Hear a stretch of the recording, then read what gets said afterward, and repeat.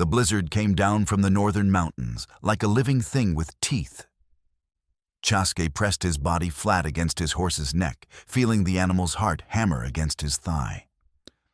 The wind shrieked across the open prairie with a sound like women screaming, driving snow, horizontal each flake, a tiny blade cutting exposed skin. He couldn't see more than arm's length ahead. The world had become white chaos earth, and sky merged into one howling void. His face burned. The scar tissue along his left cheek, the puckered line from temple to jaw, where a Crow warrior's knife had opened him 5 winters past, felt like it was splitting open again in the cold. He'd wrapped his lower face with wool and leather, but ice had formed in his eyelashes, crusting them together. Every few seconds, he had to blink hard to clear his vision. The horse stumbled. Chaske grabbed mane, steadying them both. His fingers inside their fur-lined gloves had gone numb an hour ago. He couldn't feel the reins anymore, could only trust that his hands still gripped them. Should have turned back, he thought. Should have listened to Aelin.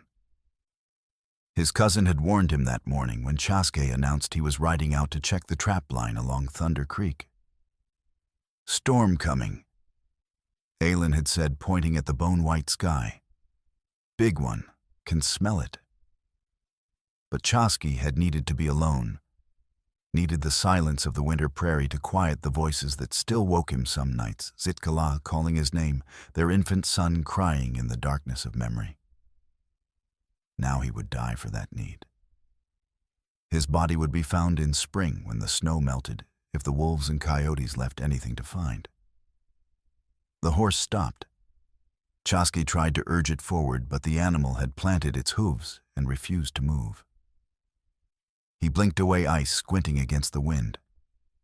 Through the whiteout, a darker shape emerged, not the angular shadow of rock or tree, but something softer. Fabric. He slid from the saddle legs, nearly buckling when his feet hit the ground. The cold had seeped deep into his muscles. Each step felt like walking on broken glass.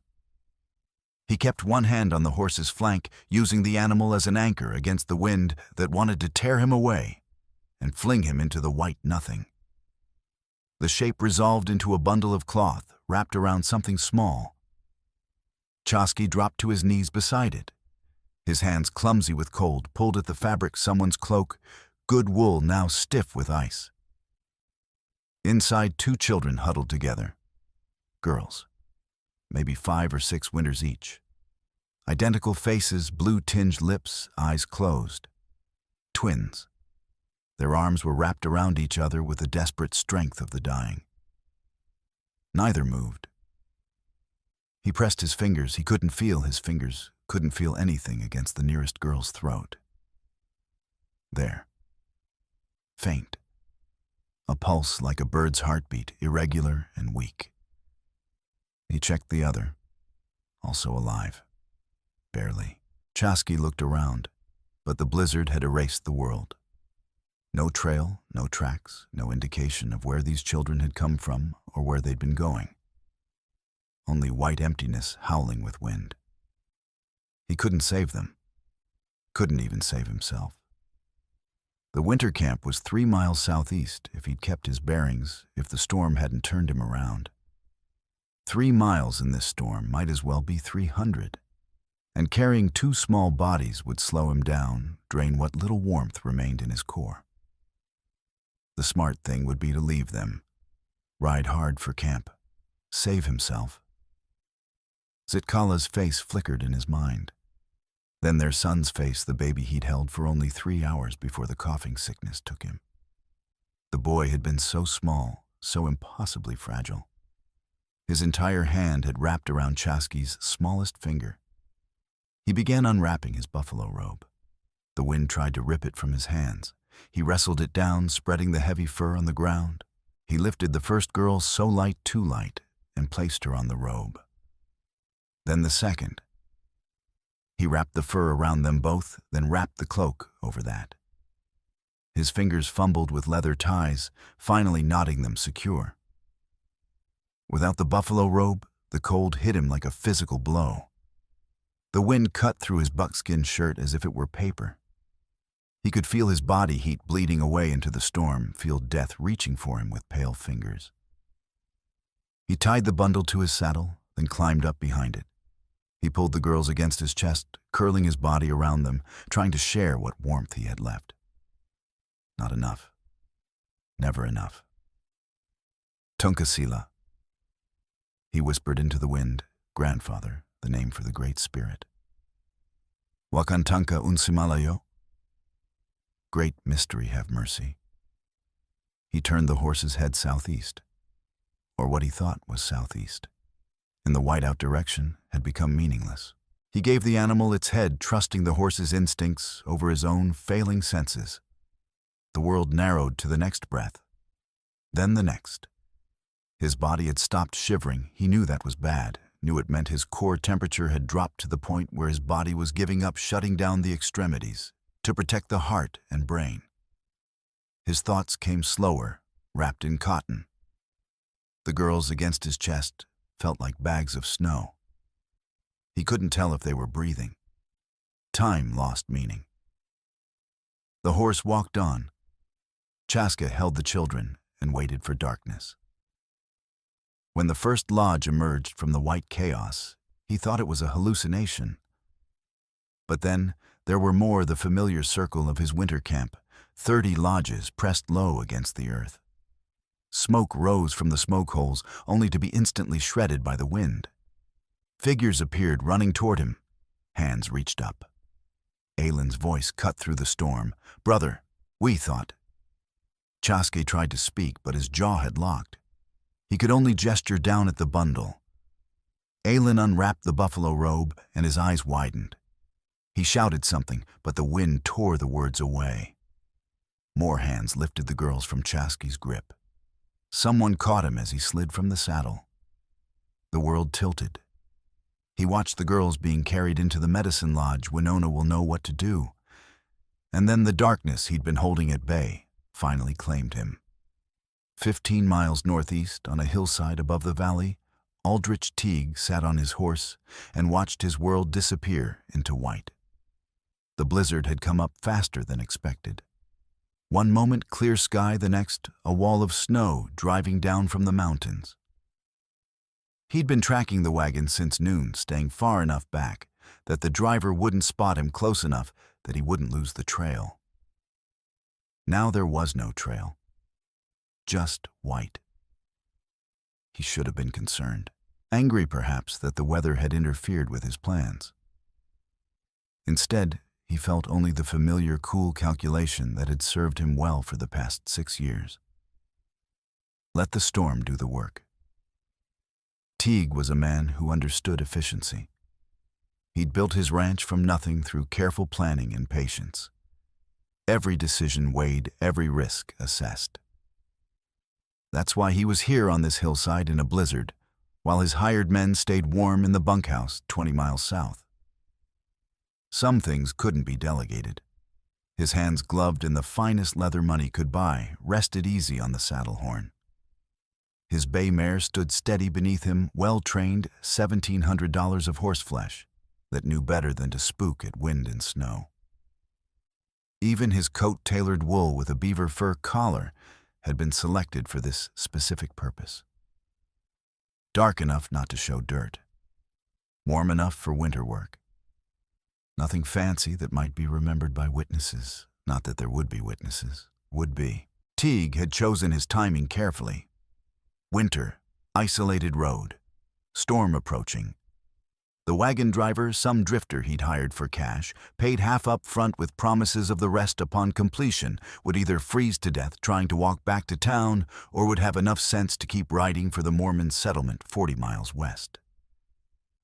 Either way, the man would disappear into the frontier, just another nameless soul swallowed by the vastness.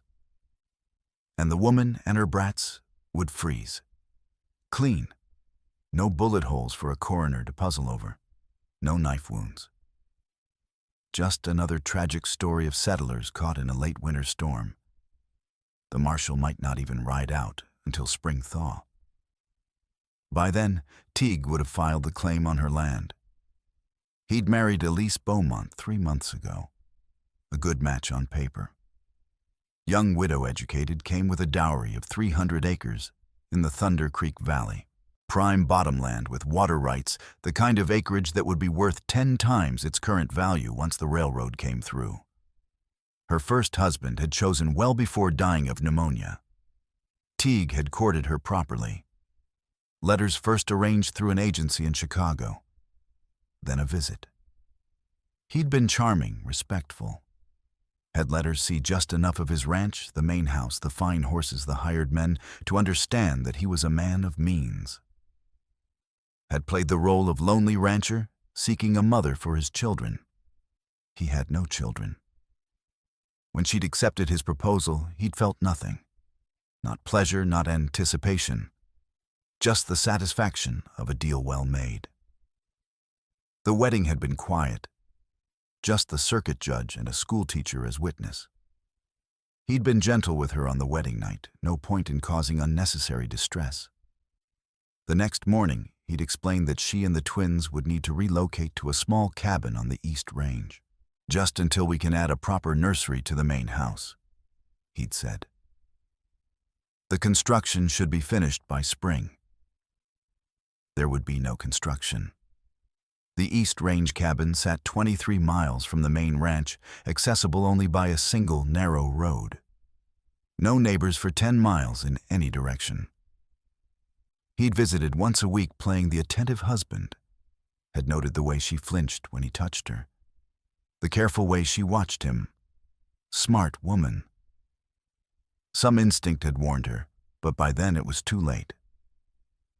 This morning he'd sent word that she should pack and move back to the main house, that the cabin had structural concerns and wasn't safe for winter.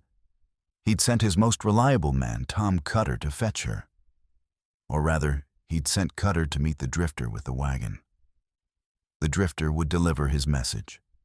Cutter would stay hidden, would follow at a distance, would make sure no one interfered. Teague had timed it perfectly. Storm rolling in, narrow window to get off the mountain. And if the wagon should happen to lose the road in the blizzard, should happen to founder, should happen to leave a widow and 2 children stranded in the snow, well, nature was cruel. Everyone knew that. He'd done this 4 times before. 4 mail-order brides, 4 land claims, 4 separate chunks of valley bottomland that, when combined with his original holdings, gave him control of the entire Thunder Creek watershed. The first had been an experiment, a test. Margaret from Philadelphia, plain woman, 32, desperate. She'd lasted 5 months before the accident with the horse. Thrown from the saddle, broken neck, tragic. The marshal had barely investigated. After Margaret, he'd refined his methods. Sarah from Boston fever, complicated by inadequate medical care in the isolated cabin. Jennifer from New Orleans, lost in a summer flash flood, body never recovered. Catherine from St. Louis, snakebite, delayed treatment. Each time perfectly legal. Each time the land passed to him as the surviving spouse. Each time his holdings grew. Catherine had been different, though. She'd had a son from her first marriage. Boy of 8, gangly and shy. Teague had solved that problem by putting the child on an orphan train headed east. Told the Orphan Aid Society that Catherine had died and he couldn't raise another man's son. They'd been grateful for his honesty. The boy had disappeared into the machinery of charitable institutions, shipped off to some farm family in Ohio or Pennsylvania. One less complication. Now Elise and her twin girls. The last piece he needed. Her 300 acres bordered the creek's northern fork. With her land added to his, he'd control the water for 15 miles in every direction. When the railroad came, and it would come, he'd seen the survey maps. His holdings would be worth a fortune. All he had to do was wait for the cold to do its work. The wind howled around him, howled. The horse shifted, and he steadied her with a touch of rein. Visibility had dropped to nothing. He could no longer see the road below, couldn't see anything but white. Perfect. He checked his pocket watch. 2 hours since the wagon had passed this point. Even if they'd been making good time, they wouldn't have reached the Morrison Ranch, the nearest settlement, before the storm hit. And Morrison was probably drunk in his cabin. The man wouldn't venture out in this weather to help anyone. Teague allowed himself a small smile. Not joy, he was beyond such simple emotions, but appreciation for a plan executed cleanly. In a day or two, when the storm passed, he'd organize a search party, would play the frantic husband, would find the wagon, the frozen bodies would collapse in convincing grief. The twins would be a nice touch. People remembered dead children. The tragedy would cement his reputation as a victim of cruel fate. When he remarried next year, he'd wait a full year. Propriety demanded it. No one would question him. He turned his horse south toward home. The bay knew the way, even in the blizzard. 20 miles wasn't far for a good horse. He'd be in his study by midnight, brandy in hand, fire crackling. Behind him, the storm swallowed the valley. Somewhere in that white chaos, a wagon foundered. 2 small girls huddled against the cold. A woman realized too late what she'd married. Aldrich Teague rode into the darkness, already planning his next move. The game, after all, was far from over. Chasky woke to firelight and the smell of sage. For a moment, he didn't know where he was. The familiar lodge, the medicine smells. Winona's lodge. He tried to sit up and his body screamed protest, every muscle locked, every joint grinding. His chest felt like someone had packed it with broken glass. Hantayo. Be still. Winona's voice stern and warm. A hand pressed his shoulder firm enough to keep him down. Inyun Kte. You almost died. His cousin's wife moved into view. She was 60 winters, her face a map of deep lines, her gray hair bound in thick braids. Her hands, those hands that had delivered half the babies in camp, had set broken bones, had prepared the dead for burial, now held a clay cup. Drink. The liquid was bitter hot. Willow bark tea mixed with something else he couldn't identify. He drank it all grimacing. His throat felt raw, like he'd been screaming. The girls, he managed to rasp. Winona's expression didn't change, but something flickered in her dark eyes. She set the cup aside and turned to stir the fire. The flames leaped, casting shadows that danced on the painted lodge walls. Alive, she said. For now. Chasky closed his eyes. Relief flooded through him, followed immediately by shame. Relief that they lived. Shame that he'd considered leaving them. How long? 2 days since the storm. You slept through 1 day and 1 night. Fever. She gestured to his chest. Your body was trying to warm itself from inside. Nearly cooked your brain. She said it matter-of-factly, the way she spoke about all things related to injury and illness.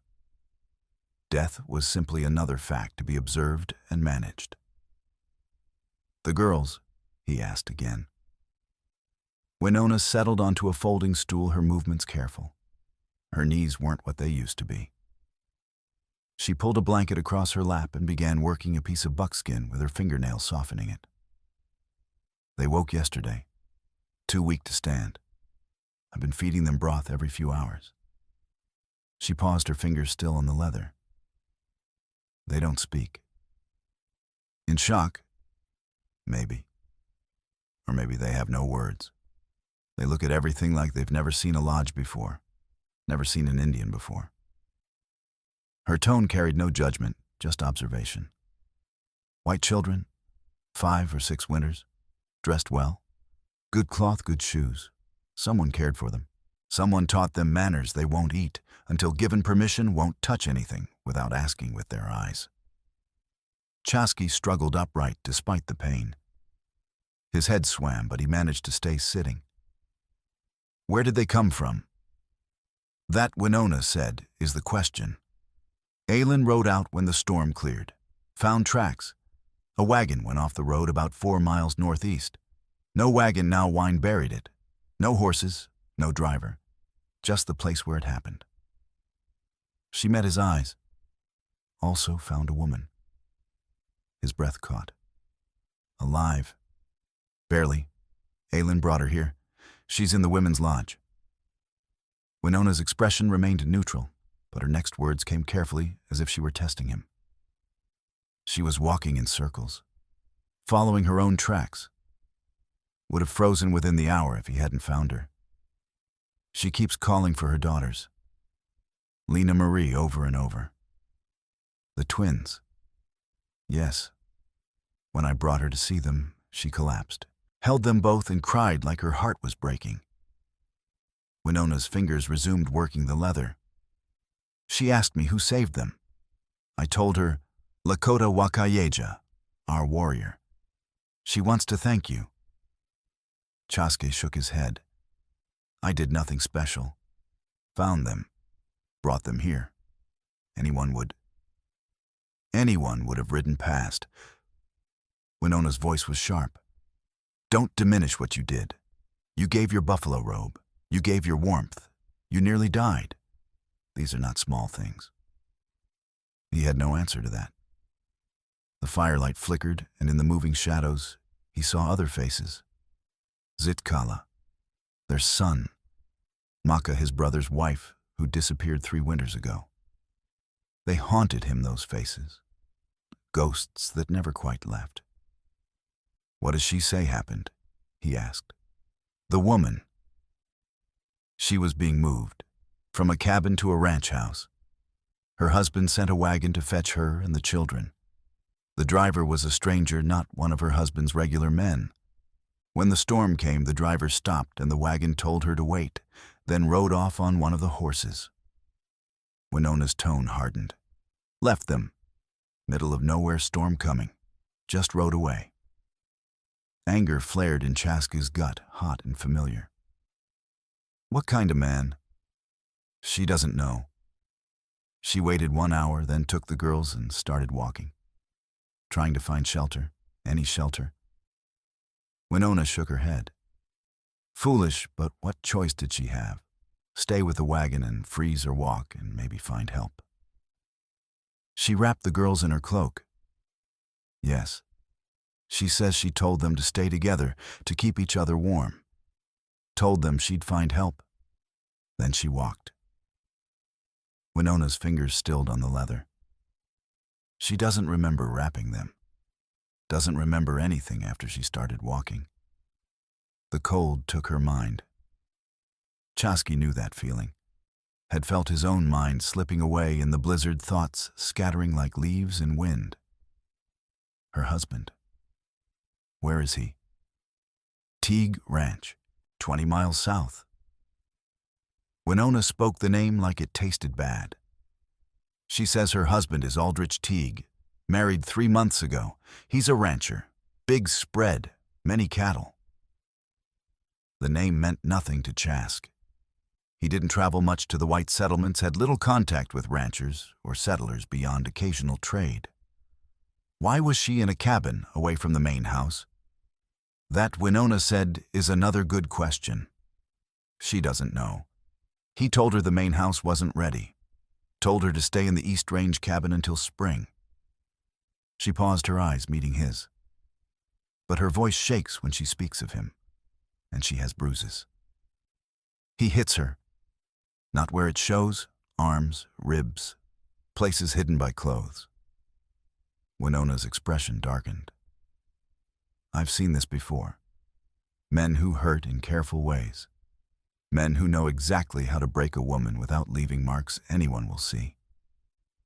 Chaske's hands curled into fists. She should leave him.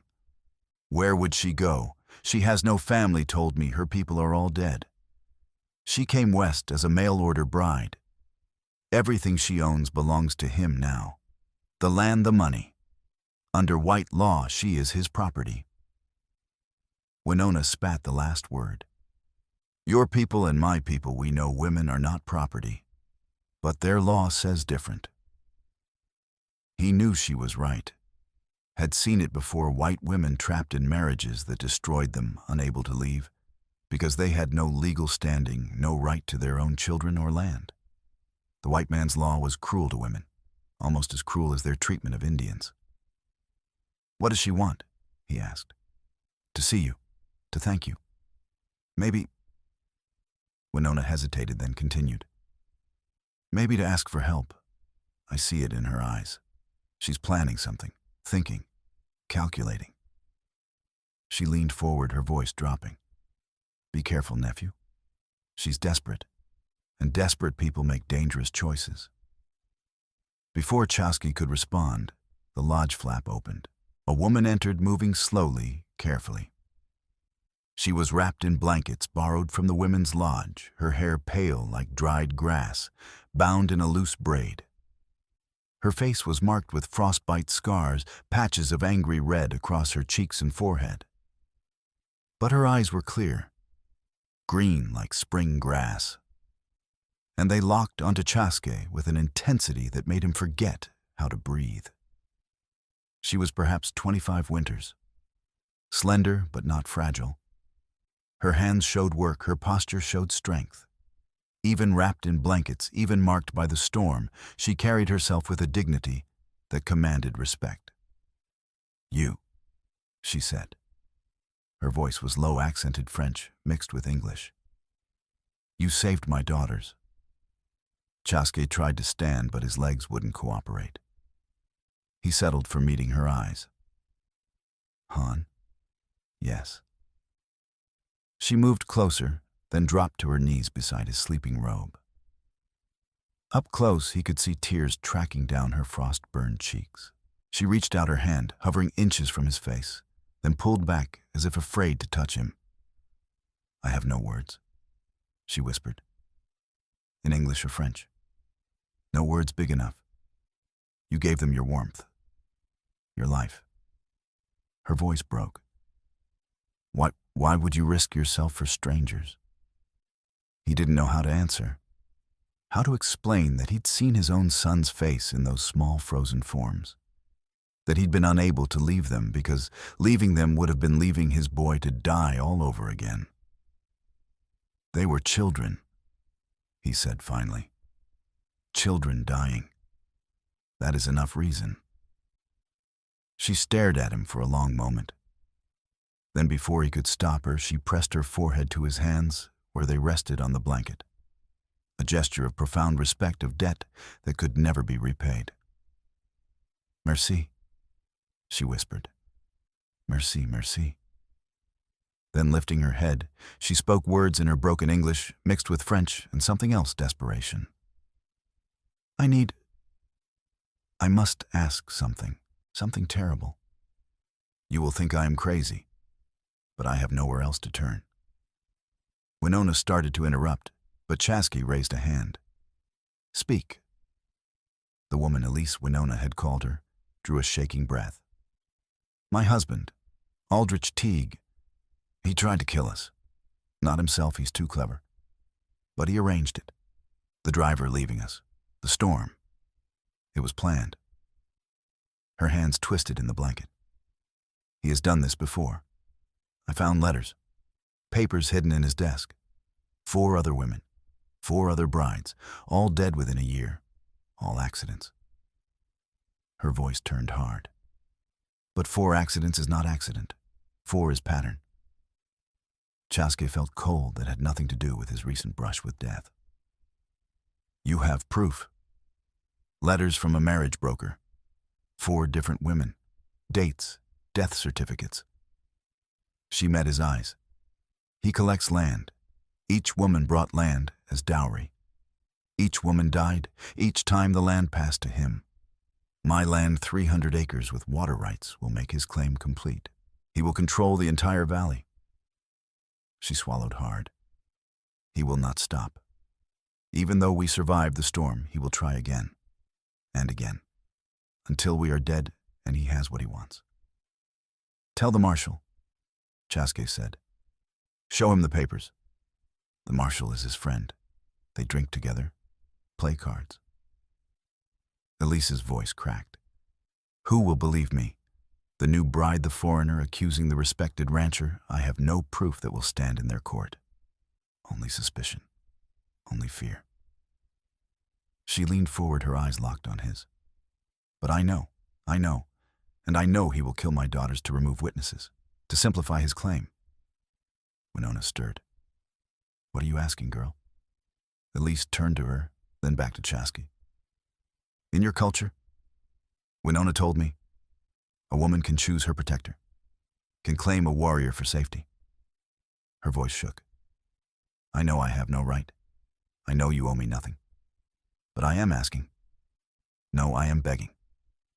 She drew a breath. Claim me, both of you. Tell anyone who asks that I am yours, that my daughters are under your protection. Make it known. Her hands gripped the blanket so hard her knuckles went white. He is a coward. He will not come here. Will not risk confrontation with Lakota warriors over one woman. But if I go back, if I return to white society, I am his property, his to dispose of. The lodge fell silent except for the crackle of the fire. Chasky stared at this woman kneeling before him, asking him to step between her and her husband, asking him to risk everything, his safety, his people's safety, for a stranger. But she wasn't asking just for herself. She was asking for two small girls who'd done nothing wrong except be born to the wrong mother, married to the wrong man. You understand what you're asking? His voice came out rougher than intended. You understand that if your husband comes, if he brings men, there will be blood. Yes, you understand that claiming you might bring trouble to this camp, that white men don't respect our sovereignty, might use this as excuse to cause problems. Yes. Her voice was steady now. I understand, but I have no other choice. Return to him and die, or stay here and maybe live. She met his eyes. I choose life. For my daughters, I choose life. Winona made a sound that might have been approval. The girls. Can they survive here? Can they learn our ways? They can learn anything if it means they live. I will teach them respect. I will work. I will... Elise's voice broke again. I will be worth the trouble I bring. I swear it. Chasky looked at Winona. His cousin's wife regarded him steadily, her old eyes seeing more than he wanted her to see. She knew that part of him wanted to say yes for the wrong reasons. Not just because it was right, not just because children needed protecting, but because this woman's eyes reminded him of Zitkala's eyes, that same fierce determination, that same core of steel wrapped in softness. The camp must decide. Winona said finally, this is not just your choice. If she stays, if we protect her, we all share the risk. She stood, her knees popping. I will call a council. Tomorrow, when you're stronger. For now. She looked at Elise. For now, you and your daughters stay in the women's lodge. Rest, heal. Whatever comes, you'll need strength. Elise nodded. She started to rise, then stopped. Her hand reached out again, and this time she let it rest on Chasky's arm. Just for a moment. Just long enough for him to feel the warmth of her palm through his shirt. Merci? She whispered again. Then she was gone, disappearing through the lodge flap into the cold morning. Chasky sat in the firelight, his arm still warm where she'd touched him, and wondered what he'd just agreed to consider. Winona settled back onto her stool. She didn't speak for a long time, just worked her buckskin and watched the fire. Finally, she said, you see her. See Zitkala. You see your wife in her. It wasn't a question. Be careful, nephew. She is not your wife returned. She is herself. Her own story, her own pain. Winona's voice softened. If you help her for the right reasons. Not because she reminds you of what you lost. He wanted to argue. Wanted to say it wasn't like that. But Winona had known him since birth, had helped raise him after his mother died. She could read him like she read the sky for weather, the ground for tracks. "I know," he said quietly. "Do you?" She set aside the buckskin and leaned forward. "2 winters you've been walking with ghosts. Won't take a new wife, won't share your lodge. Every woman in camp has offered, and you refuse them all." Her eyes held his. "This white woman, she's bringing you back to life. I see it. But life means risk. Means feeling again. Means maybe losing again." She paused. "Are you ready for that?" Chasky didn't answer.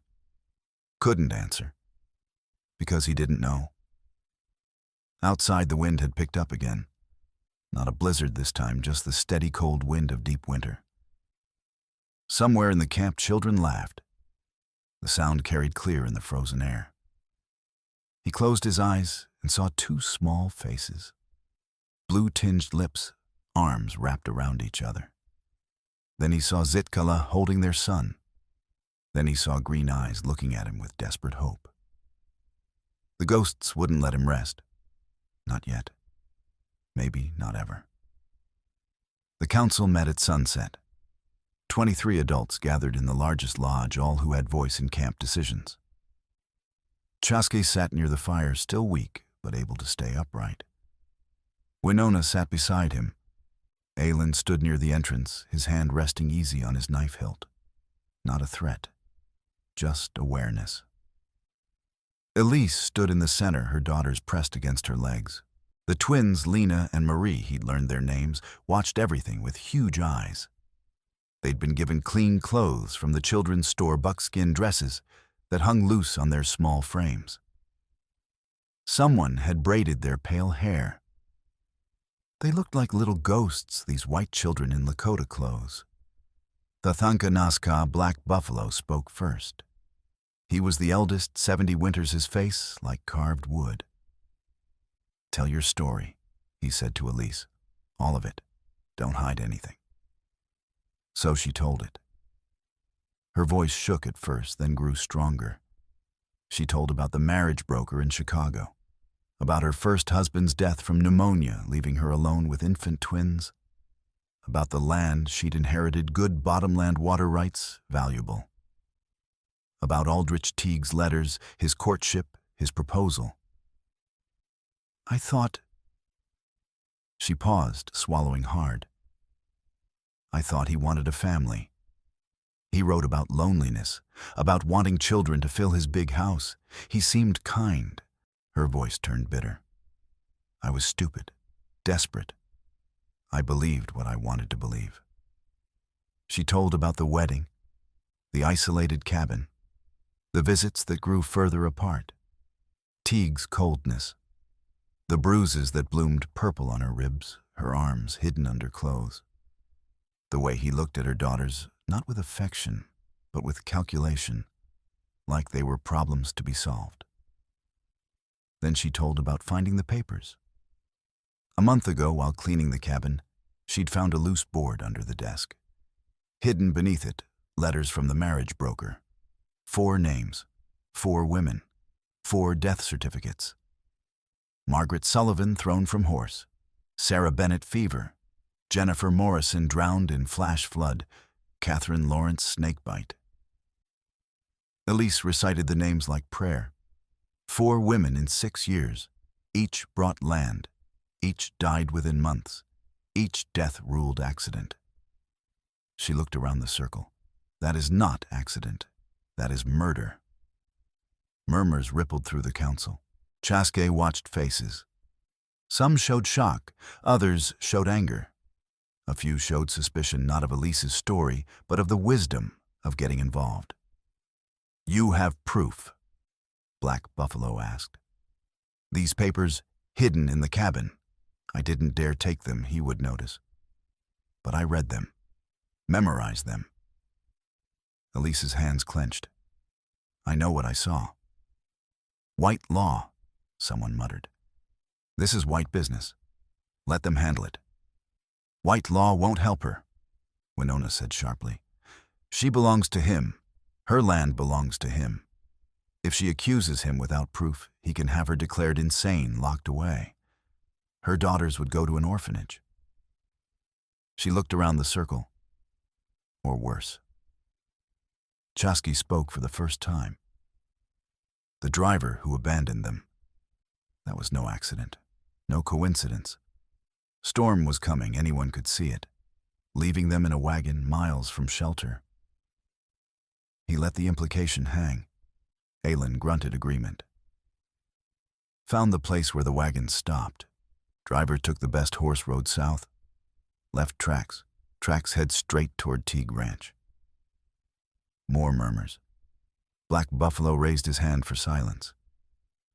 You're asking us to harbor you, to claim you as one of us, to protect you from your husband. He studied Elise. You understand what this means. You would be leaving the white world. Your daughters would be raised Lakota. When they grow, they might not be accepted by either world, too white for Indians, too Indian for whites. I understand. Elise's voice didn't waver. Better alive and outcast than dead and proper. One of the younger warriors, Thashunke Witko Crazy Horse, leaned forward. What if he comes for you, brings men, brings guns? He won't. Elise met his eyes. He's a coward. He kills from distance through proxies, through accidents. He won't risk confrontation, especially not with... She gestured around the lodge. With warriors who have no reason to fear him. She's right, Chasque said. Men like that, they don't fight unless they're sure of winning. Coming here would be risk. Witnesses. No control. He'll try other ways. What ways? Black Buffalo asked. Chasque thought for a moment. The marshal. Maybe claim she's unstable, kidnapped. Try to use white law to force her return. He looked at Elise. Or he might just wait. Let Winter do the work.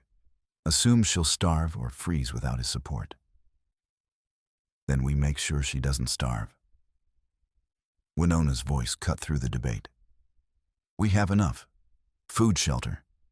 2 more mouths, 2 small mouths at that won't break us. She looked around the circle, her old eyes fierce.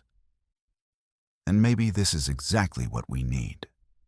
A reason to stand up. To say no to white men who think they can do anything they want without consequence. Silence fell. Chasque could feel the weight of the decision pressing down on all of them.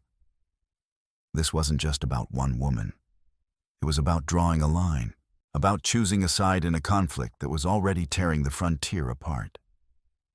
Finally, Black Buffalo spoke. We will put it to vote. All who say she stays, raise your hand. Hands went up. Slowly at first, then faster. Chasque raised his. Winona, Aylin, Crazy Horse. More. Not everyone, 3 elders, kept their hands down, faces troubled. But the majority was clear. Decided, Black Buffalo said. You stay. You are under our protection. You will work, contribute, learn our ways. Your daughters will be taught as our children are taught. He paused. But you must choose a protector. A warrior who will speak for you, who will stand between you and those who would harm you. Choose. Elise didn't hesitate. She turned to Chasque, her green eyes locking on his. Him, if he will accept. 23 pairs of eyes turned to Chasque. He felt the weight of their expectation, their judgment. Felt Winona's warning echoing in his mind, help her for the right reasons. He stood his legs, still shaky but holding. He walked to the center of the circle, stopped in front of Elise. Up close, he could see the pulse beating in her throat, could see the fear and hope warring in her expression. I accept, he said. Then louder in Lakota, Kolablihewaye. Friend, I take you as my responsibility. Elise's breath caught. She started to kneel, but he stopped her with a hand on her shoulder. You don't kneel. Not to me. Not to anyone. You stand. He looked down at the twins. They stand, too. Lena and Marie stared up at him with identical expressions of awe. He reached down and brushed a hand over each small head, a gesture of blessing of acceptance. They didn't flinch. That was good.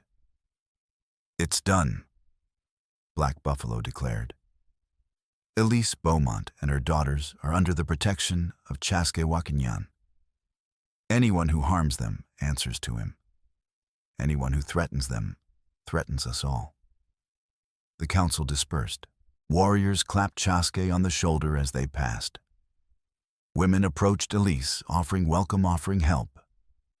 The twins were swept up by a group of children curious to examine these strange white girls who would now be their playmates. Winona lingered, watching Chaske with an expression he couldn't quite read. "You've made yourself a target," she said quietly. "He'll come for you now. Maybe not today, maybe not this month. But he'll come. I know. Good." She smiled, and it was fierce. "Been too long since you had something worth fighting for. This might save you yet." She left, and Chaske was alone with Elise. They stood in the firelight, not speaking. Outside, the camp settled into evening routines. Smoke rose from lodges. Voices called children home. Dogs barked. Normal, peaceful. But Chaske could feel the storm coming. Not weather this time. Something worse. "Thank you," Elise said softly. "I know you didn't have to—" "Yes," he interrupted. "I did. What he's doing. Killing women for land, disposing of children." He shook his head. "That's not something I can ignore. Not something any of us can ignore." She studied his face. "Winona told me about your wife. Your son. I'm sorry." Pain lanced through him, sharp and sudden. He didn't talk about Zitkala. Didn't talk about the baby who'd lived only hours. Those wounds were too deep, too raw. "Don't," he said. "Don't apologize for something that's not your fault." "I just meant, I know what you meant." He softened his tone. "But we don't have time for looking back, only forward. And forward means making plans. Because he will come. Maybe not in person, but he'll send someone. Or he'll find another way." Elise nodded. "Then we prepare." "We." The lodge flap burst open. Aylin stumbled in his face, grim. "Riders. 3 of them. Coming up the creek trail." He looked at Chaske. "They're asking for Elise Teague. Say they've come to bring her home." Chaske's hand dropped to his knife. "How many?" 3.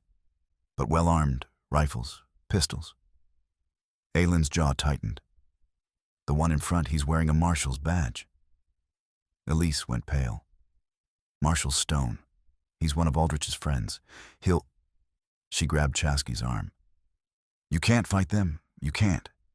They'll use it as excuse to bring soldiers. To— I'm not fighting anyone." Chaske gently removed her hand. "But I'm not handing you over either. Stay here. Stay out of sight.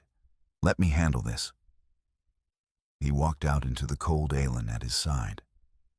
The rest of the camp had already gathered warriors, forming a loose semicircle near the creek path, women and children pulling back toward the lodges. Not hiding. Just creating space for whatever came next. The riders emerged from the dusk. 3 men, just as Aylin had said. The leader was about 50, thick-bodied, with a gray beard and a silver badge pinned to his coat. The other 2 were younger, harder. Hired guns, probably. They all carried rifles across their saddles. The marshal reined in at the edge of camp. His eyes scanned the gathered Lakota, lingered on the warriors, then settled on Chaske. "You speak English?" he called. "Yes." Chaske walked forward, stopping 10 feet from the horses.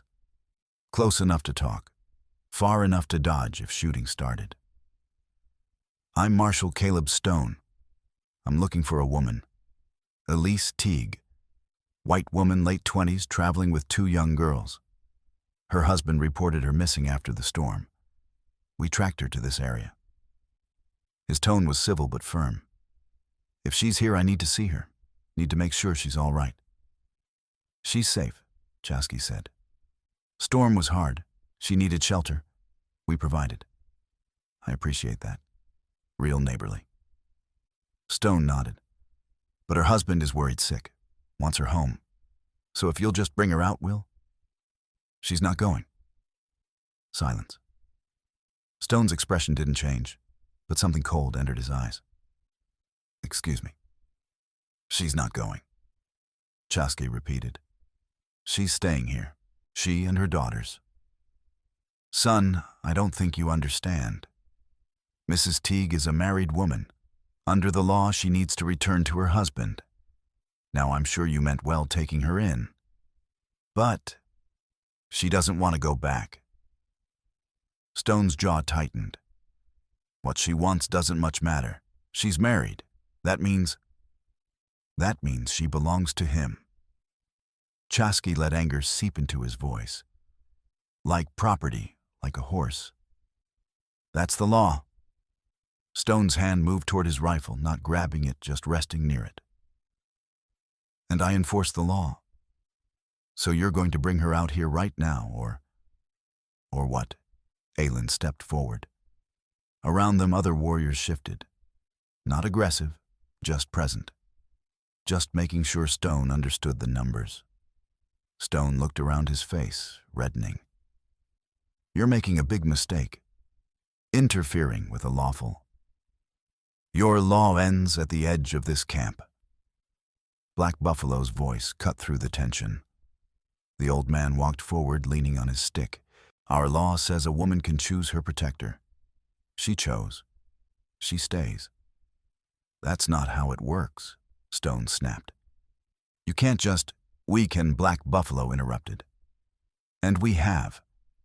Go tell her husband. Tell him she is under our protection. If he wants her back, he can come himself. Come in peace, come alone and ask. Maybe she'll listen. Maybe she won't. But she'll decide. Not him. Not you. Stone's face had gone from red to purple. You're kidnapping her. Holding her against her will. That's a crime. I can bring soldiers. Bring them. Chaska's voice was flat. Bring your army. Tell them you want to arrest us for giving shelter to a woman and her children during a blizzard. See how that plays with your people in town. Stone stared at him. For a moment, Chaske thought the man might actually do something stupid. Might reach for his rifle, might try to force the issue. The two hired guns behind him had gone very still, hands near their weapons. Then Stone seemed to deflate. He spat to the side. This isn't over. No, Chask agreed. It's not. Stone yanked his horse's head around. You're all going to regret this. He kicked his heels and the horse jumped forward. The two hired guns followed, and within seconds, they were gone, disappearing into the dusk. Aylin let out a breath. That went well. That, Chasky said, was just the opening move. He turned and walked back toward the lodge where Elise waited. His heart was hammering, not from fear, from something else. Something that felt almost like hope. He'd stood up, had drawn a line. For the first time in 2 years, he'd felt something other than grief and guilt. He'd felt alive. Behind him, the camp began to stir. Warriors talking in low voices. Women calling children inside. Everyone understood. The peace, fragile as it was, had just gotten more fragile. The war had begun. 3 days passed in uneasy calm. Chaske spent them regaining his strength, walking the camp perimeter, checking weapons, waiting for the next move. It came on the 4th morning, but not the way he'd expected. Elise found him near the horse corral where he was examining his rifle, an old Sharps he'd taken from a buffalo hunter years ago. Good weapon. Reliable. He was checking the action when her shadow fell across him. I need to go back. He looked up. She stood with her arms wrapped around herself despite the thick shawl someone had given her. Her face was set, determined, but her eyes betrayed her fear. No, Not permanently. Just... She glanced around, making sure no one was close enough to hear. The papers. The proof. I know where Aldrich keeps them. In the cabin under the floorboard. If I can get them, if I can bring them to a judge in another county. You'd be dead before you reach the door. You don't know that. I know he tried to kill you once already. Chaska set the rifle aside and stood. I know that going back gives him exactly what he wants, another chance to finish what he started. But without proof. We don't need proof. He kept his voice low, aware that others were watching. We just need to stay alive until he makes a mistake, and he will. Men like that, they're so sure of their own cleverness, they can't imagine losing. Elise shook her head. You don't understand. Even if we stay here, even if he never comes for me directly. She looked toward the women's lodge, where her daughters were learning to bead with some of the other children. What kind of life is this for them? Always hiding, always afraid. Better than dead. Is it? Her voice cracked. I watch them, and they're trying so hard to adapt. Learning words in Lakota, playing with the other children. But at night, Lena cries. She doesn't remember her father. He died when she was 2. But she remembers her room, her toys. She asks when we're going home. Tears spilled down her cheeks. What do I tell her? That home is gone, that we can never leave this camp because the monster I married won't stop until we're dead. Chaska had no answer, because she was right. This wasn't a life. It was a cage, no matter how kindly made. Then we changed the game, he said finally. How? I don't know yet. But running back for papers isn't the answer. That's playing his game, his rules. He paused, thinking. We need to make him come to us. Make him act in front of witnesses. Make him show what he really is. He won't. He's too careful. Everyone breaks eventually. Chaske picked up his rifle again. Everyone has a weakness. We just have to find his. Before Elise could respond, a shout went up from the eastern edge of camp. Not alarm surprise. Chaske grabbed his rifle and ran Elise right behind him. A man had ridden in. White older, dressed in good wool clothes that marked him as educated. He was bleeding from his shoulder, the blood soaking through his coat. His horse was lathered, exhausted. Help! The man gasped as Chaske reached him. Please, they're coming. They're... He slid from the saddle. Chaske caught him before he hit the ground. The man's face was gray, his breathing shallow. Shock setting in. Get Winona! Chaske barked at Aylin. Then to the stranger. Who's coming? Teague's men. The man's eyes were unfocused. I tried to warn her, tried to tell the marshal. But he wouldn't listen. So I rode out myself. Thought I could... He coughed and blood flecked his lips. They shot me. Left me for dead. But I got away. Had to warn you. Warn us about what? They're coming. The man gripped Chaska's arm with surprising strength. Tonight. Dozen men, maybe more. Teague told the marshal you're holding his wife hostage. Marshal's bringing a posse. They're going to... He coughed again. They're going to take her. By force, if necessary. Elise had gone white. Dr. Morrison. The man's eyes found her. Mrs. Teague, I'm sorry. I should have helped you sooner. Should have said something when Margaret died. When Sarah... He trailed off, his strength fading. Dr. Daniel Hugh Morrison. Elise said to Chaske, her voice shaking. He's the doctor who treated the other women, the other brides. He must have seen. I saw, Morrison rasped. Saw the bruises, saw the patterns. But I was a coward, kept silent, took his money for my silence. He looked at Elise. But not anymore. I won't let him kill you too. Winona arrived, took one look at the wound, and started barking orders. Women came running with water cloth, her medicine bundle. They carried Morrison toward her lodge. Chasky stood in the cold, his mind racing. A dozen men, maybe more, armed. Coming at night, they'd be ready for resistance. Would probably surround the camp, use superior numbers to force compliance. We can't fight them, Elise said, reading his thoughts. If you fight, people will die. Your people. And it will give them excuse to. She couldn't finish the sentence. She was right. If Lakota warriors killed white men even in self-defense, the retaliation would be swift and brutal. Soldiers would come. The camp would be destroyed. Everyone would suffer. Then we don't fight them. Chasky looked at her. We leave, right now. You, me, the twins. We take horses and supplies, and we run.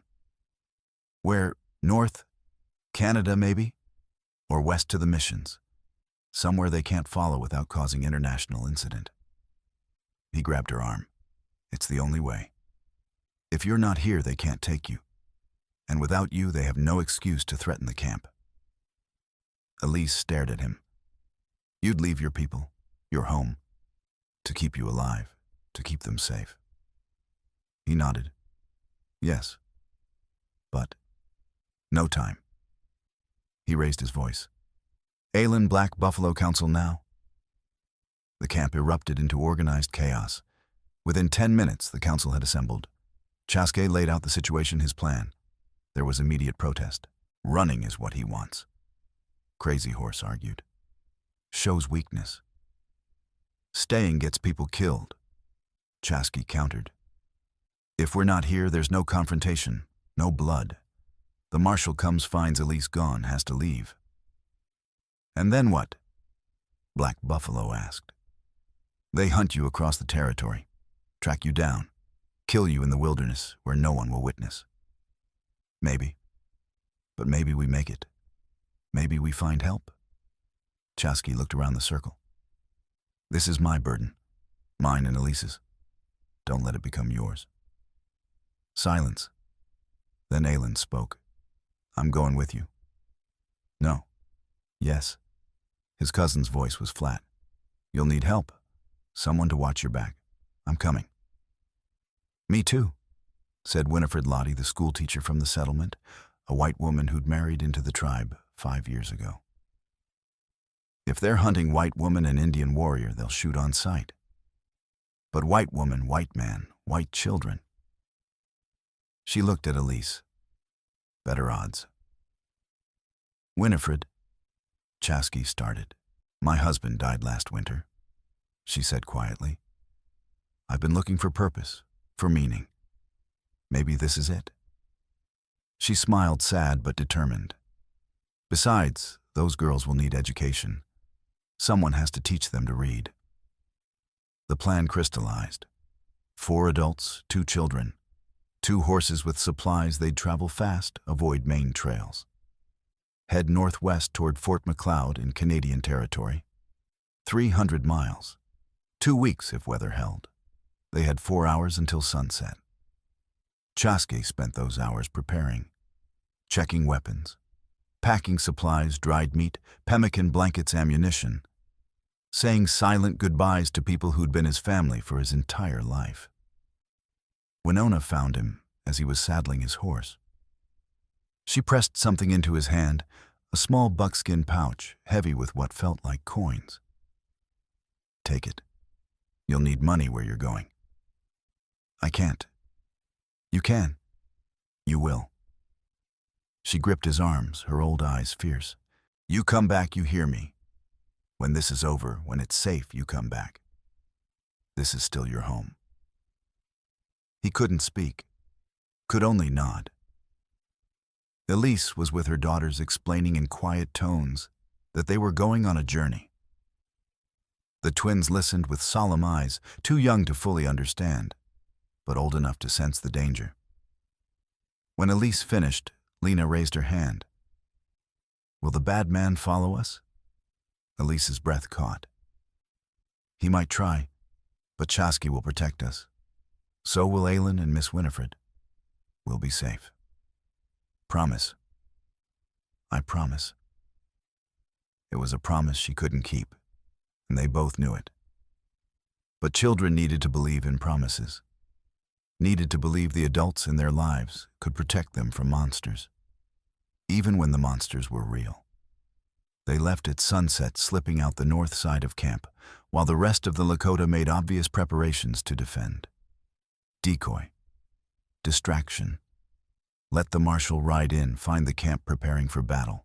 By the time he realized Elise was gone, they'd have a 6-hour head start. Chaske rode in front, his rifle across his saddle. Aylin took rear guard. Winifred rode with the twins, keeping them calm with soft songs. Elise rode beside Chaske, her face set toward the darkening horizon. "Thank you," she said quietly. "For this. For everything. Thank me when we make it. Even if we don't." She looked at him, and in the fading light, her eyes were luminous. "Thank you." They rode into the night, and behind them the camp waited for a confrontation that would never come. Ahead lay 300 miles of winter prairie, frozen rivers, and men with guns. But they rode together. And for now, that was enough. 4 days. 4 days of riding through cold that bit through every layer. 4 days of watching the horizon for pursuit. 4 days of rationed food and fitful sleep, and children who were too brave for their own good. On the 5th day, everything went wrong. They'd made good time, covering nearly 60 miles. The weather had held cold, but clear, no new snow to slow them or leave obvious tracks. Chaske had chosen their route carefully, avoiding settlements, staying to the high ground where they could see anyone approaching. But on the 5th day, Marie developed a fever. It started as a cough. By mid-morning, she was shivering despite being wrapped in every blanket they could spare. By noon, her skin was burning hot, and her eyes had gone glassy. "We have to stop," Elise said, her voice tight with fear. "She needs rest. Medicine." They were 50 miles from the Canadian border, 50 miles from relative safety. But Chaske knew Elise was right. Pushing a sick child would kill her faster than any bullet. They made camp in a box canyon near Thunder Creek, the same creek that ran past the winter camp now, frozen solid. The canyon offered shelter from wind and cover from sight. A defensible position, if it came to that. Winifred broke into their medical supplies, precious little they had. Willow bark tea for the fever, poultices for the chest congestion. But she was a schoolteacher, not a healer. Her hands shook as she worked. "It's pneumonia," she said quietly to Chaske. "Or close to it. I've seen it before. Sometimes children recover. Sometimes—" She didn't finish. Didn't need to. Elise sat with Marie cradled in her lap, singing softly in French. Lena pressed against her mother's side, her small face terrified. They'd lost so much already. First their father, then their home. Now maybe their sister. Chaske stood watch at the canyon entrance, scanning the prairie. Nothing. But nothing didn't mean safe.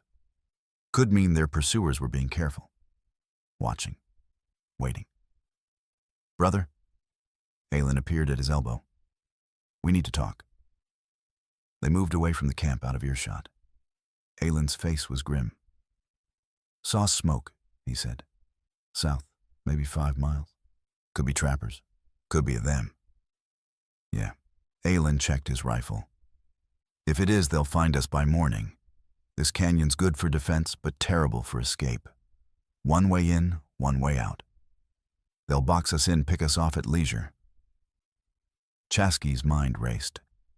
"We can't move Marie, not in her condition." "I know. So we make a stand, find good positions, hope we can hold them off long enough. Long enough for what? For her to recover that could take days. For help to arrive, there is no help." Chaske shook his head. "Fighting is suicide." "So what do you suggest?" Chaske looked back toward camp. toward the small fire where Elise held her daughter, toward Lena's frightened face and Winifred's brave attempts to project confidence. 4 lives depending on him. 4 lives he'd promised to protect. "You take them," he said. "North. Tonight, I'll stay here. Make enough noise to convince whoever's out there that we're all still here. Give you a head start. That's suicide too. Maybe. But it gives them a chance." Chasky met his cousin's eyes. "Better 1 death than 5. Aylin was quiet for a long moment. Then, "You know what you're asking me to do, to run, to leave you. I'm asking you to save them. That's all that matters." Before Aylin could respond, a sound echoed across the frozen prairie. Distant but clear. Wolves howling except not wolves. Men, signaling each other. They'd been found. Chaske ran back to camp. Elise looked up as he entered her face, going pale at his expression. "They're here," he said. "Close. Maybe a mile out." He grabbed packs, started throwing essential supplies together. "You have to leave. Now. Take the horses, take the children, ride north. Don't stop, don't look back." "What about you?" Elise's voice was steady, but her hands shook. "I'll slow them down. Give you time." "No." She stood carefully, shifting Marie into Winifred's arms. "I'm not leaving you." "You have to." "I won't." She grabbed his arm. "You said everyone has a weakness. Everyone breaks. Well, mine is you. You've given up everything for us. Your home, your safety, your..." Her voice broke. "I won't let you die for me. I won't." "There's no time to argue." "Then don't argue. Listen." She moved closer, her eyes locked on his. "You know this area. You know the creek. Is there another way out? Something they wouldn't expect?" Chasky thought fast. "The creek. There's a ford 2 miles downstream. But the ice, is it solid?" "I don't know. Haven't checked. Could be. Could be thin." He shook his head. "Too dangerous. If the ice breaks. If we stay, we die. If we run on the prairie, they'll run us down." Elise's grip on his arm tightened. "The creek is our only chance. Show us the ford. Show us how to cross." He wanted to argue. Wanted to tell her she was crazy, that risking thin ice with a sick child and a schoolteacher was suicidal. But he looked at her face, at the determination there, the absolute refusal to surrender, and saw Zitkala. Not because they looked alike. Because they shared that same core of unbreakable steel. "All right," he said. "But we do it my way. I cross first. Test the ice. If it holds, you follow. Quickly. Don't bunch up, spread out to distribute weight. If anyone breaks through..." He couldn't finish that thought. They moved fast. Chaske grabbed his rifle and knife. Aylin took the other rifle and his bow. Winifred carried Marie wrapped in every blanket. Elise held Lena's hand. No horses' animals were too heavy for questionable ice. They made their way down the canyon, moving as quietly as possible. Behind them, voices echoed, men spreading out, searching. The creek appeared through the darkness, a wide ribbon of silver ice, maybe 50 yards across. Trees lined both banks, their bare branches like skeletal fingers reaching for the stars. "Wait here," Chaske whispered. He stepped onto the ice. It groaned beneath him. Not a crack, just a deep, ominous sound that vibrated through his bones. He took another step. Another. The groaning continued, but the ice held. He was halfway across when he heard the first gunshot. It came from behind, from the canyon. They'd found the camp, found it empty, would realize what happened within seconds. "Now," Chaske shouted. "Cross now." Elise didn't hesitate.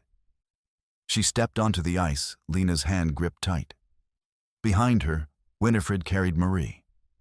Aylin came last, his rifle up, scanning the trees. They were 20 yards from safety when the men appeared on the south bank. 6 of them. 7. More emerging from the darkness. Torches held high rifles ready. Chaske recognized one Tom Cutter Teague's enforcer, a cold, efficient killer. "Stop!" Cutter's voice rang across the ice. "Mrs. Teague, you need to come back. Your husband is very concerned."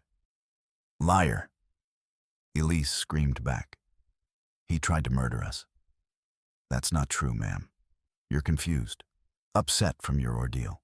But we're here to take you home safe." A rifle shot cracked the night. The bullet whistled past Chaske's head so close he felt the wind of its passage. "That was a warning," Cutter shouted. "Next one won't be. Now come back or what?" Chaske called back. "You'll shoot a woman and children in front of witnesses. How will you explain that to your marshal?" Cutter's face twisted. "They'll believe what I tell them. Same as always. Now come back or I'll..." Another gunshot, this one from Aylin. It took one of Cutter's men in the shoulder, spinning him around. The man dropped his torch, which sputtered on the frozen creek. "Run!" Aylin shouted. They ran. The ice groaned louder. Cracks appeared, thin lines spreading like lightning across the surface. Behind them, Cutter's men stepped onto the ice, pursuing. "Spread out!" Chaske yelled. "Don't bunch!"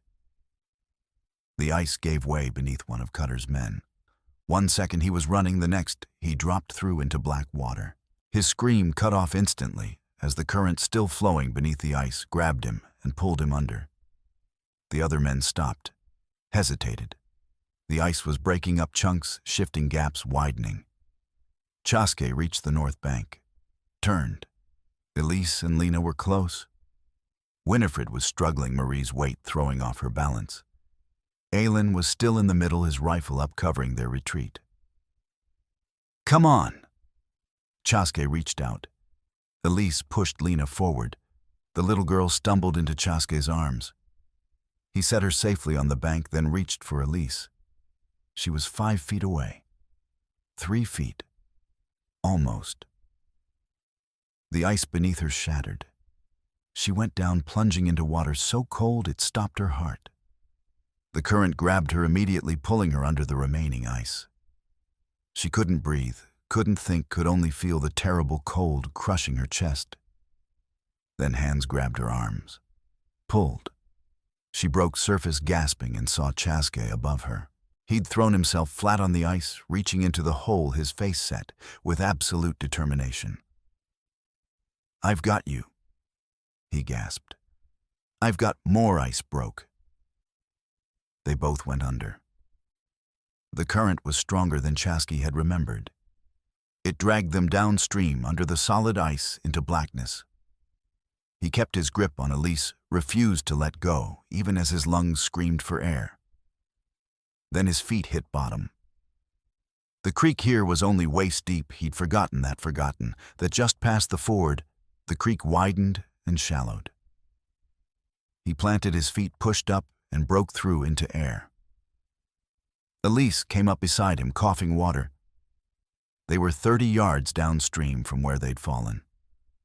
The current had carried them past the deepest part, deposited them in the shallows. Behind them on the ice, Cutter's men were retreating. Too dangerous to pursue. Too many had already fallen through. Chaske could hear Cutter screaming orders, rallying his men. They'd find another way across. Would be on them again within the hour. But for now they had time. Chaske half-carried, half-dragged Elise to the bank, where Aylin waited with the others. Winifred already had a fire going, dangerous but necessary. Both Chaske and Elise were soaked, hypothermia a real threat. "Get those clothes off," Winifred ordered. "Both of you. Dry clothes, blankets near the fire. Move." They stripped with shaking hands. Chaske barely felt the cold anymore. His body had gone numb, operating on instinct. Someone wrapped a blanket around him. Someone else pressed a tin cup of hot broth into his hands. He looked up and found Elise staring at him. She was wrapped in blankets, her wet hair plastered to her skull, shivering violently. But alive. They were all alive. "Thank you," she whispered, "for not letting go." He wanted to say something meaningful, something profound, but all that came out was, "Told you I'd protect you." She laughed, a short, slightly hysterical sound. "Yes, you did." Lena appeared, pressing into her mother's side. "Mama, where's the bad man?" "Gone," Elise said, wrapping her daughter in the blanket with her. "He can't follow us here." It was a lie. Cutter and his men would find a way across, would track them. The pursuit was far from over. But in that moment, huddled around a small fire with ice in their hair and death at their heels, they chose to believe the lie. Because sometimes hope was all you had. They ran for another day, then another. Always moving north, always listening for pursuit. Marie's fever broke on the third day. By the fourth, she was sitting up eating.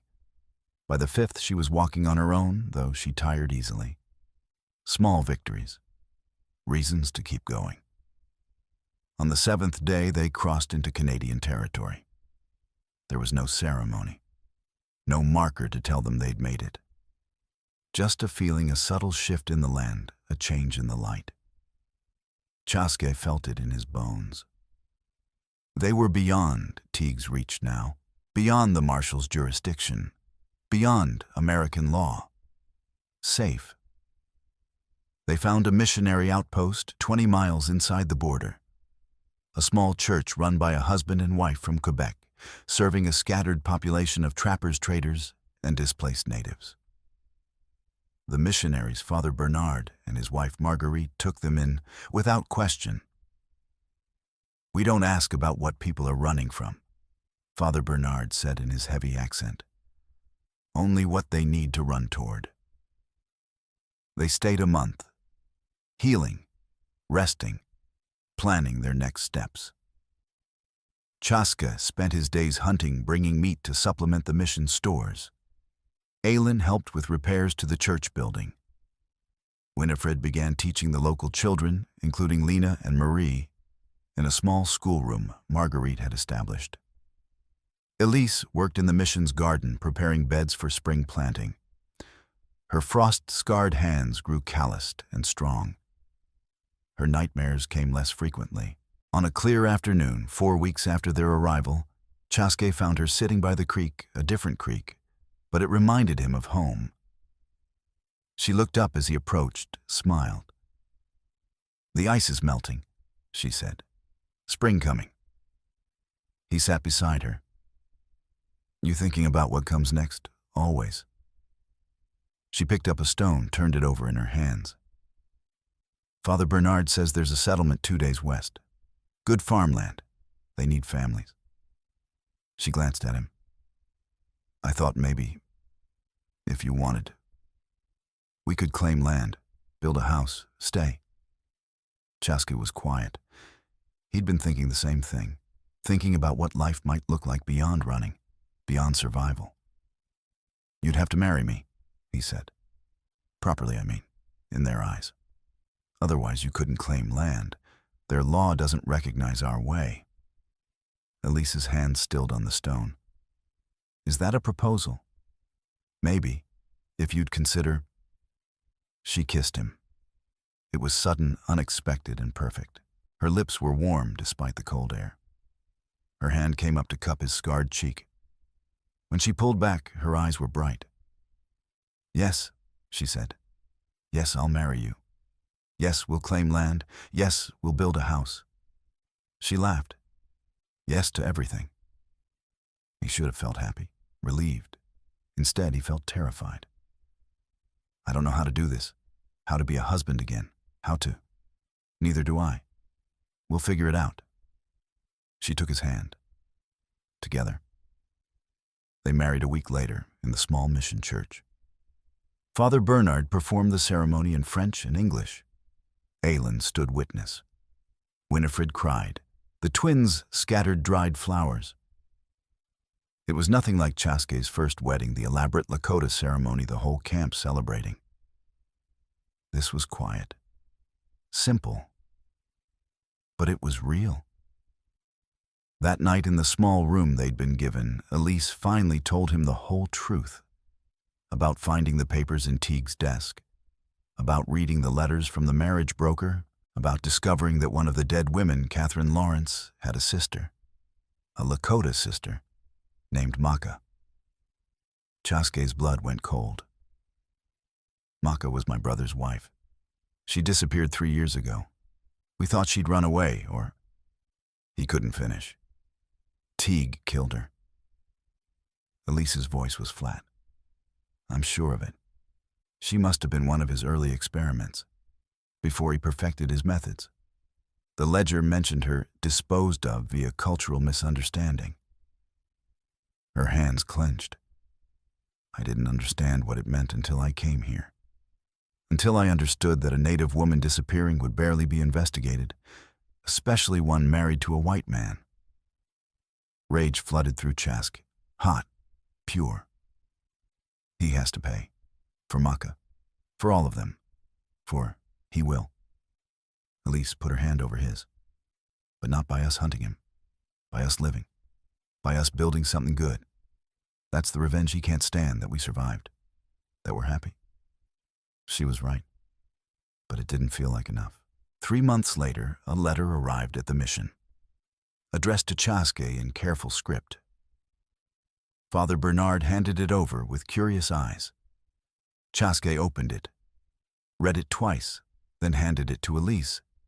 It was from Marshal Stone. Mr. Chaske, I am writing to inform you that Aldrich Teague is dead. His body was found in Thunder Creek 3 weeks ago, drowned. Dr. Daniel Morrison survived his wounds and provided testimony regarding Teague's activities. Documents were recovered from Teague's ranch, including detailed ledgers recording the deaths of 4 women and the disposition of their assets. Further investigation revealed Teague's plan regarding your party. Tom Cutter, faced with murder charges, turned witness. Provided details of Teague's instructions. You should know Teague left his ranch the day you crossed the border. Told his men he was riding north to finish this personally. He never returned. His horse was found near Thunder Creek, same place you crossed. Ice was thin. We believe he attempted pursuit and fell through. Body was trapped under ice until the thaw. Nature, it seems, delivered justice. Land claims against Teague's estate are being processed. Mrs. Teague's property will be returned to her upon her return to American territory. No charges will be filed against any member of your party. You are free to return, if you choose. Respectfully, Marshal Caleb Stone. Elise set the letter down. Her hands were shaking. He's dead. Really dead. Yes. We can go back, claim the land, live without... She stopped, looked around the small room they'd made into home, at the window overlooking the garden she'd planted, at the crib Chaske had built for the baby she was carrying their baby due in 6 months. Do you want to go back? He asked. She thought for a long time. Then, no, this is home now. This is where we build our life. She took his hand, placed it on her belly where the first swelling was just beginning to show. This is where our children grow up safe. Chaske felt something settle in his chest. Not grief for once, not guilt. Something else. Something that felt almost like peace. Then we stay, he said. 1 year later, Chaske stood in front of the small house they'd built, 2 rooms now, soon to be 3, and watched his family. Lena and Marie were 7 now, tall and strong, speaking French and English and bits of Lakota. They were teaching their baby brother David, named for Elise's father, to walk. Winifred lived in the next valley over. She'd married a trapper, was expecting her own child. They visited often, their laughter carrying across the fields. Aylin had returned to the winter camp 6 months ago. brought news that everyone was well, brought an invitation to visit whenever they wanted. Chaska hadn't gone yet. Wasn't sure he could bear it seeing his people his home and choosing to leave again. But maybe someday. Elise appeared beside him, the baby on her hip. David reached for his father, and Chaski took him feeling the solid weight of his son. So different from the fragile infant he'd held for only hours before death claimed him. This boy was strong. Would grow stronger. "What are you thinking?" Elise asked. Chaski looked at her, this woman who'd stumbled into his life, wrapped in a blizzard, who'd trusted him with her life and her children's lives, who'd chosen him when she could have chosen safety and comfort and an easier path. "I'm thinking," he said, "that I'm grateful." "For what?" "For storms, for getting lost, for finding you." She smiled, leaned into his side. Together they watched their children play, watched the sun set over their land, watched their future unfold in the golden light of a spring evening. Behind them, the past waited with all its ghosts and griefs. But ahead lay possibility, lay choice, lay life. And for the first time in years, Chaske chose to look forward. Not because the pain had vanished, but because living well, building something good from the ashes of what was lost, was the best revenge against cruelty, was the best answer to despair. They stood together as darkness fell, a family built from catastrophe, bound by survival, made permanent by love. It was enough. It was more than enough. It was everything.